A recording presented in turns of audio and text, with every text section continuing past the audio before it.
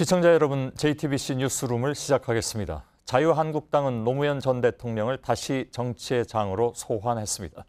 정진석 의원은 노 전 대통령은 뇌물을 받고 검찰 조사를 받게 되면서 부부싸움을 하고 스스로 목숨을 끊은 것이다, 이런 주장을 편 바가 있고, 홍준표 대표는 오늘 이를 거들었습니다.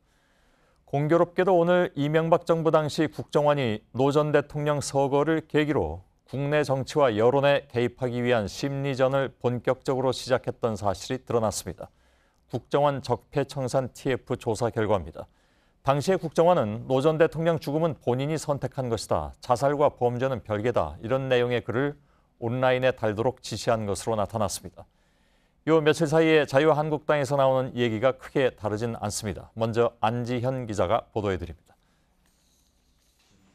국정원 적폐청산 TF 조사 결과 이명박 정부 당시 국정원이 정치인 등에 대한 이른바 심리전에 뛰어든 계기는 2009년 고 노무현 전 대통령의 서거였습니다. 그 전까지의 심리전은 대북 중심이었으나 정부 비판 세력의 활동이 커지고 있다며 본격적으로 정치 활동에 나선 겁니다. 역시 첫 번째 대상은 노무현 전 대통령 서거 사건이었습니다. 국정원은 노 전 대통령의 죽음이 현 정부의 책임이라는 비판에 대해선 본인의 선택이고 측근과 가족의 책임이라고 대응하라고 지시했습니다. 또 자살과 범죄는 별개인 만큼 수사 결과를 국민 앞에서 발표해야 한다라는 댓글을 집중적으로 달도록 했습니다. 또 노 전 대통령의 행적을 미화하는 보도와 글에 대해선 노 전 대통령은 개인적 비리를 저지른 자연인에 불과하다는 논리도 주문했습니다. 적폐청산 TF 조사에서만 실제로 다음 아고라에 비판 토론글은 300여 건, 댓글은 200여 건 올리는 방식으로 실행된 사실이 확인됐습니다.